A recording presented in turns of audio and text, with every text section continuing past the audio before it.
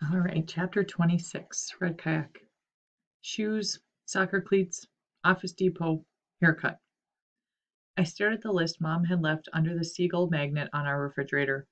She could scratch out the haircut. I'd already had one, so I looked respectable when I raised my right hand and swore to tell the truth, the whole truth, and nothing but the truth. If I were like every other kid in the country, I could have focused on new shoes and new school supplies, but 3 days before I started the ninth grade, I went to juvenile court to testify against my two best friends who had been charged with second-degree murder. Mom, Dad, and Carl came with me. Mr. Anderson met us at the county courthouse. It was really hot and humid that day, stifling, and we were all encased in formal clothes. Mom in a dress, me in long pants and a sports jacket, with a new tie carefully knotted at my neck. My dad squeezed into a suit that was too tight, and even Carl tucked in a collared shirt. Because the air conditioning in the old brick courthouse wasn't on or didn't work very well, we were all kind of stuck to those wooden benches in the hall where we waited, fanning ourselves with copies of a takeout menu that someone had left behind. But what I remember most about that wait is not the heat and how I was still mustering up the courage to stand up in front of everyone and testify without breaking down. No, mostly I remember feeling scared for JT and Digger, scared and worried about what was going to happen to them. We were scheduled to start at 9 a.m. At 10 minutes of 9, someone opened the doors for air, and I could see Digger and JT standing on the front steps with their families. If they saw me, I wouldn't have known. As soon as I spotted them, I kept my eyes averted and spent the rest of the time moving one foot back and forth and staring at a crack in the tile floor. I must have opened and closed my hands and wiped my sweaty palms on my pants 100 times. When the courtroom doors inside were unlocked, we went in right away and sat toward the back. The Griswolds came in after us, and it really struck me how they had spiffed themselves up. Digger wore a nice polo shirt tucked into a pair of clean, belted jeans. Even his father had a suit on, and I know for a fact that was the first for me. Their public defender was a young-looking man with thinning red hair. I know this guy, Mr. Anderson leaned close to tell us. He'll do a good job of defending Michael. JT came in a minute later wearing a sport coat and a tie, but I'd seen him dressed up before, like on mornings when he'd been to church and we ran into him at the 7-Eleven afterwards. His mother was with him, but not his dad. After JT took a seat in the front row, I stared at his back. He had a fresh, close-trimmed haircut which made his ears stick out. I wondered what he was thinking and if he was scared. I wondered if some day JT and I would ever be friends again. We rose when Master Williams, "All rise," entered. Then we sat down again and listened as a man addressed everyone in court. "My name is Charles Fine. I'm the state's attorney, and I'm calling the matter of Jeremy Tyler and Michael Griswold, who have been charged with the murder in the second degree in the death of Benjamin Anthony D'Angelo. It is my understanding that Mr. Tyler and Mr. Griswold wish to admit to this charge." A murmur rippled through the court. Surprised and a little confused, Mom, Dad, Carl, and I looked at one another. Mr. Anderson grinned and leaned over from the other side of Dad to tell me, "You're off the hook, Brady. You don't have to testify." Carl reached across my mom's lap to pat my knee. It had not occurred to me that this could happen. It threw me. Master Williams addressed JT and Digger. "You admit to this charge? Do you understand this means that you plead guilty?" Digger said yes. JT nodded and mumbled the same. And while I was still reeling from the fact I didn't have to get up in front of everyone and tell my story, Master Williams was asking JT and Digger, "Do you understand that by admitting to this charge you give up your right to testimony on your own behalf?" The boys nodded. "Do you understand that, Mr. Tyler?" Master Williams asked. "Yes, ma'am," said JT, his voice barely audible, his head hanging, one hand collapsed around the other behind his back. "Do you understand that, Mr. Griswold?" Master Williams asked. "Yes," replied Digger, loud and clear. He stood up straight with his hands at his sides. I wondered what had come over Digger. "I'll deny it till the day I die," in the past month. Why didn't he want to fight it any more? "Do you still wish to enter a guilty plea?" Master Williams asked again. I guess she wanted to be sure that they knew what they were doing. "Yes, ma'am," JT replied. "I do," said Digger. "Why?" Master Williams asked them. The courtroom grew absolutely silent. Everyone's eyes were glued to Digger and JT. JT spoke first. "Because I did it, Your Honor."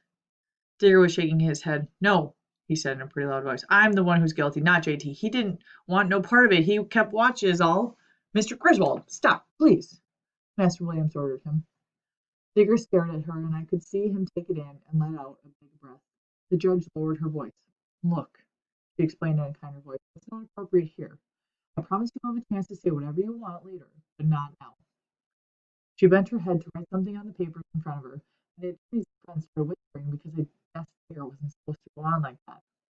But I'd stood up out of my seat. I was so moved by what he said and how he, too, had finally come forth with the truth. My mom tugged my jacket and I sat down. Then we waited a few minutes. I'm not sure why. When Master Williams spoke again, she turned to a man at the side of the court and asked, has either of these boys been charged with a crime before? That's the bailiff, Mr. Anderson whispered. He's got all their background information. The bailiff replied, no, Your Honor. Master Williams went on to ask JT and Digger a bunch of questions. How old they were, how much school they'd had, were they under the influence of drugs, alcohol, or medication? The state's attorney, Miss Prime, spoke up again.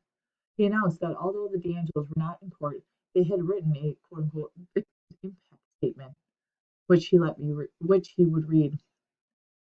Let me tell you, it tore everyone up pretty badly. I heard Mrs. D'Angelo's voice behind every word. Ben was supposed to start nursery school next month. Now there will be an empty cubby where he would have hung his Winnie the Pooh jacket. There wouldn't be finger painting pictures to hang up on our refrigerator, or birthday parties to prepare for anymore. The tricycle we ordered is still in the box in the basement. No more stories in bed. There's not a single moment that goes by when we don't think of our son. I bit my bottom lip hard to stop from crying because I knew that the D'Angelos would never get over losing Ben. I knew from losing my baby sister that the pain gets a little less the more time passes, that you go on living and you learn how to cope with it. But it's like my mom said, even though Amanda died, she'll always be a part of who we are. At one point, when I covered my eyes with my hand, my mom suggested I leave the courtroom, but I shook my head no and took the Kleenex she offered. She squeezed my hand because she was having a hard time as I was getting through the D'Angelo statement. I couldn't see JT or Digger's reactions because my head was down the whole time. When it was over, everyone kind of needed a minute. I glanced up through watery eyes to see JT standing in front of the judge again. His lawyer, a woman in a bright red suit and thick jet black hair brushing her shoulders, stood with him. She and JT didn't look like they belonged together. He was taller than her, for one thing, and I hoped that didn't prove to be bad.